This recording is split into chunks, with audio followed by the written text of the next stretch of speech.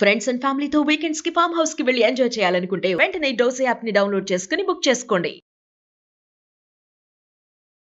నమస్తే రమ్గారు. నమస్తే జయ. ఏదైనా మంచి స్టోరీ చెప్తారా? మాయహారం కథ చెప్తాం. పూర్వం అట రామాపురంలో రామం అని ఒక ఆయన ఉండేవాడు. అయితే ఒక పేదంటి పిల్లని మీనాక్షిని పెళ్లి చేసుకున్నాడు. పెళ్ళి అయింది, కొంతకాలం సంతానం అది కలిగారు. ఇది సామాన్యమైన కుటుంబం. అయితే చాలా కాలం ఈ అమ్మాయి పుట్టింటికి వెళ్ళాల. ఆ పుట్టిన ఊళ్ళో ఇది ఎత్తుతారు కదా, బొడ్రాయి ఎత్తి పెద్ద ఉత్సవాలు చేస్తారు. ఊళ్ళో బొడ్రాయి ఎత్తుతున్నారు, అందరూ ఆడపిల్లల్ని పిలుచుకోవాలని ఊళ్ళో చాటింపేశారు. వాళ్ళ పుట్టిన ఊర్లో వాళ్ళ అన్నయ్య ఉత్తరం రాశాడు, మన ఊళ్ళో బొడ్రాయి ఎత్తుతున్నారు కాబట్టి అమ్మాయిని తీసుకుని రావాల్సింది బావగారు మీరని ఉత్తరం రాశారు. రాస్తే ఈ అమ్మాయి ఏమందంటే, ఈ మీనాక్షి, ఏమండి ఇన్నేళ్ళు అయింది మన పెళ్ళి, ఏదో పెళ్ళికి మా వాళ్ళు పెట్టిన కాస్త 4 తులాల బంగారమేను, ఏమీ లేవు, ఒక వస్తువు చేయించండి, ఏదైనా హారం చేయించండి, మెళ్ళో వేసుకుని వెళ్తాను. వీళ్ళ బోసుమోహంతో ఆ పాత వాళ్ళు పెట్టిన నగలే, మా అమ్మమ్మ పెట్టిన నగలతోటి ఏం వెళ్తాను అని అడిగేసరికి ఇతను అన్నాడు, మన పరిస్థితి నీకు తెలియంది ఏమిటి, నేను ఏదో చిన్న స్కూల్లో టీచర్ని, ఇతను మామూలు చదువు చెప్తాడు, మన ఖర్చులకు సరిపోతాయి, ఏదో 10 పావలా వెనకేసుకున్నాం, అత్యవసరమైతే ఏదైనా పిల్లల అనారోగ్యాలు వచ్చినా, మనకి ఏదైనా ఇబ్బంది ప్రయాణం వచ్చినా ఉంటుందని, బంగారు హారం అంటే ఎక్కడి నుంచి తెస్తానమ్మాయి, నా వల్ల కాదన్నాడు. అంటే అమ్మాయి ఏమంది, మా అమ్మవి వెండి కడియాలు ఉన్నాయి, పాతకాలన్నాగా నాకు ఇచ్చింది పెళ్ళప్పుడు, అది నేను ఏం పెట్టుకుంటా, ఆ కడియాలు మార్చి ఒక హారం చేయించండి, వెండి కడియాలు మార్చి అని చెప్పేసరికల్లా సరేనని అడిగిన. ఆవిడ పెట్లో పెద్ద పెద్దవి 40 తులాలో 50 తులాలో ఇంతలా కడియాలు అవి ఎత్తి భర్త చేతిలో పెట్టింది. ఏదో ఒకటి మార్చేయండి. మా అన్నయ్య మళ్ళీ అడగబోయాడా, అమ్మ కడియాలు ఏవే అమ్మాయి నువ్వు పెట్టుకోవట్లేదని మా అన్నయ్య ఎందుకు అడుగుతాడు, ఆయన గుర్తుందో లేదో, వాళ్ళకి తెలియని కూడా తెలీదు. మా వదిన నా తర్వాత వచ్చింది, ఆవిడకి తెలీదు, మా అమ్మ ఎట్టగూ లేదు, చేసేయండి ఈ పని. ఈ కడియాలు పుచ్చుకుని బంగారపు దుకాణానికి వెళ్ళాడు. వెళ్ళేసరికల్లా ఆయన అన్నాడు, ఇప్పుడంటే వెండి 1,00,000 రూపాయలు అయింది, కానీ అప్పుడు వెండి తక్కువ కదా, బంగారం కంటే చాలా తక్కువ వెండి. ఆయన ఏమన్నాడు, బాబు ఈ కడియాలు తీస్తే మీకు బంగారం రాదండి, ఓ పని చేయండి, అసలు బంగారం మీ వల్ల కాదు, నకిలీ హారాలు ఉన్నాయి మన దగ్గర, మాయహారాలు, ఈ వెండివి నాకు ఇచ్చేయండి, మీకు మాయహారం వచ్చి మీకు డబ్బులు కూడా వస్తాయి కొంత. వెండి ఖరీదు కదా, మామూలు నకిలీ వాటికంటే వెండి ఖరీదు, వెండికి రేటు కట్టి ఇచ్చేస్తా, డబ్బులు మీ దగ్గర పెట్టుకోండి, మాయహారం రేటు ఇవ్వండి, చక్కగా ఉంటుందండి, ఈజీగా 10 సంవత్సరాలు పెట్టుకోవచ్చు, అది అసలు మాయదు, ఎక్కువ కాలం బాగుంటుంది అని చెప్పాడు. చెప్తే ఇతను ఏం చేశాడు, కామ్గా సరేనని ఆ వెండి వస్తువు అమ్మేసి మిగిలిన డబ్బులు జేబులు వేసుకుని ఆ నకిలీ హారం ఒకటి ఇంత పెద్దది తలతల్లాడేది పట్టుకొచ్చాడు. పట్టుకొస్తే ఏమైంది, ఇంటికి వచ్చాక భార్యకి చూపించాడు, చెప్పాడు, అమ్మాయి ఇది మామూలుదేను, బంగారు రాదుట, మనం మెల్లిగా రూపాయి కూడబెట్టి పాపాయి పెళ్ళినాటికి దానికి వస్తువులు చేరుస్తాంగా, నీకు కూడా ఒక హారం చేయిస్తాను, మెల్లిగా జాగ్రత్త పడదాం ఈ నెల నుంచి అని చెప్తే అమ్మాయి ఏమంది, ఇలా ఆవిడ చూస్తే అటు ఇటు తిప్పి చూసింది. పక్కింటి ఆవిడ చూసి, ఎన్ని తులాలోయ్ అని అడిగింది. నాకు తెలీదు, మా ఆయన అడుగుతానని లోపలికి వచ్చింది. లోపలికి వచ్చి పక్కింటి ఆవిడకి 100 తులాల బంగారం ఉంది, ఆవిడే మోసపోయింది దీన్ని చూసి, ఇది బంగారు హారం అని నమ్మింది. 100 తులాల బంగారం ఉన్న ఆసామికి పాతది కొత్తదిను అదే బంగారమో ఇతడో పుత్తడో తెలియకుండా ఎందుకుంటుంది, ఆవిడికి తెలియలేదంటే ఇది ఎవ్వరికీ తెలియదండి, నేను ఇది బంగారం అనే అని చెప్పుకుంటా మా పుట్టింట్లో, మీరు నోరెత్త కాకండి అని చెప్పింది. సరేనన్నాడు, నీ ఇష్టం, ఆవిడ ఇష్టం కదా, ఏముంది. ఆవిడ హారం వేసుకుని పిల్లల్ని తీసుకుని పుట్టింటికి వెళ్ళింది. పుట్టింట్లో వాళ్ళ అన్నయ్య మాధవుడు, వాళ్ళ వదిన రుక్మిణి, ఆడపడుతూ మెళ్ళో పచ్చగా మెరమెరలాడుతున్న ఈ వస్తువు చూసేసరికల్లా రుక్మిణికి ఎంత వచ్చిందో లోపల కడుపులో దుఃఖం. అమ్మో ఇంకేముంది, ఇంతంత బంగారం కొనేసుకుంటున్నారని ఆ రాత్రి పడుకున్నాక ఆడపడుచు నిద్రపోయాక ఈవిడ పోయి గదిలో మొగుడు దగ్గర కూర్చుని, ఏమండి మీ చెల్లెల మెళ్ళలో చూడండి ఎంత బాగుందో నువ్వు వస్తువు, మరి నాకు కూడా చేయించండి ఒక హారం అని అడిగింది. అడిగితే అతను అన్నాడు, మన దగ్గర ఎక్కడవే, ఇతనేదో చిన్న రైతు, ఇతను పాఠాలు చెప్తాడు.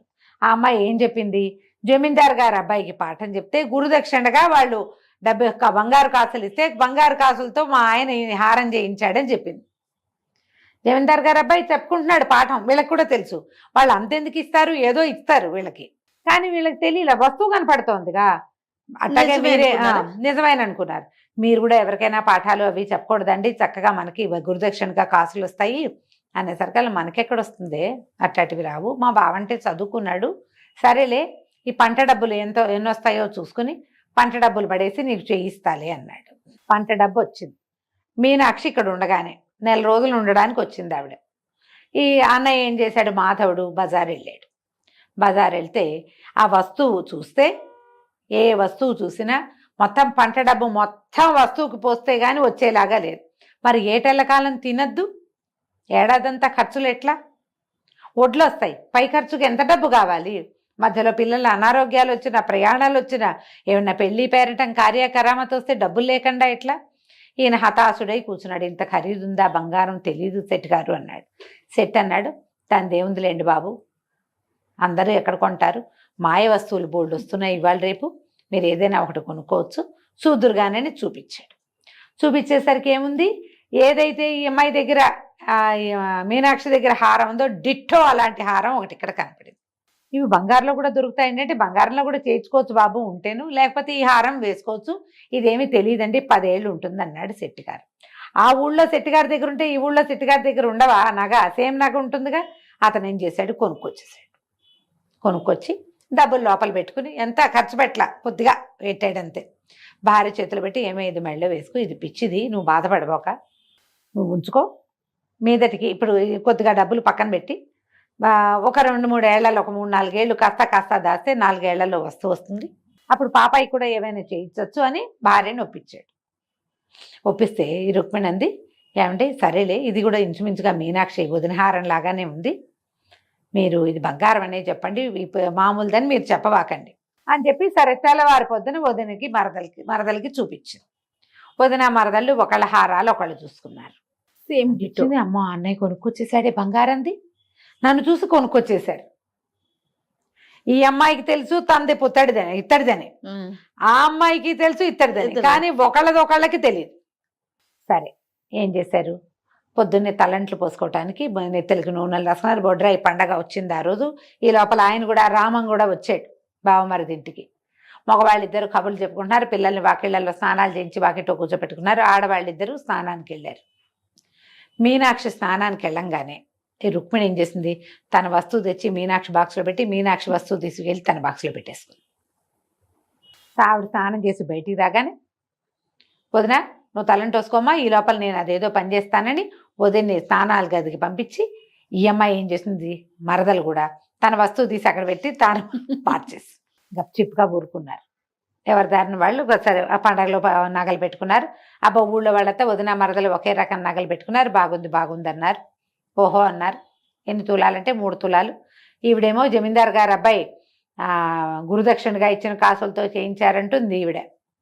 పొలం డబ్బంతా పెట్టి బంగారపు వస్తువు చేయించుకొచ్చాడు, మా వదిన దగ్గర నేను తగ్గకూడదుగా అంటుంది ఆవిడే. బాగానే ఉంది. పండగ అయిపోయింది, వీళ్ళకి వచ్చేసారు. ఎన్నాళ్ళైనా మీనాక్షి గాని రుక్మిణి గాని భర్తల్ని బంగారపు వస్తువు కోసం అడగల. ఎందుకంటే వాళ్ళిద్దరూ గాఢంగా నమ్ముతున్నారు తమ దగ్గర ఉన్నది బంగారమే అని. బాగుంది. ఎప్పటికీ వాళ్ళకి తెలియలేదు. వాళ్ళు ఎప్పుడో తర్వాత భర్తలు కలిసి వచ్చాక కొన్నారు, కానీ ఇవి మాత్రం వాళ్ళు మేము చాలా తెలివిగా అవతల వాళ్ళ వస్తువు గుంజేసుకున్నామని భావించి సంతోషంగా ఉన్నారు. ఎంత సంతోషమో కదా కంచికి మనం ఇంటికి. బాగుంది. ఆ రోజులు కాబట్టి. అదే ఈ రోజు అయితే వెంటనే గోల్డ్ షాప్ కి వెళ్ళి ఎంత వెయిట్ ఉంది, ప్యూరిటీ ఏమిటి, స్టోన్స్ కి ఎంత, ప్యూరిటీ ఏమిటి, ఎంత ప్యూరిటీ కనుక్కునే వాళ్ళం. అదే అంతే కదా రమ్మగారు. నమస్తే అండి. నమస్తే.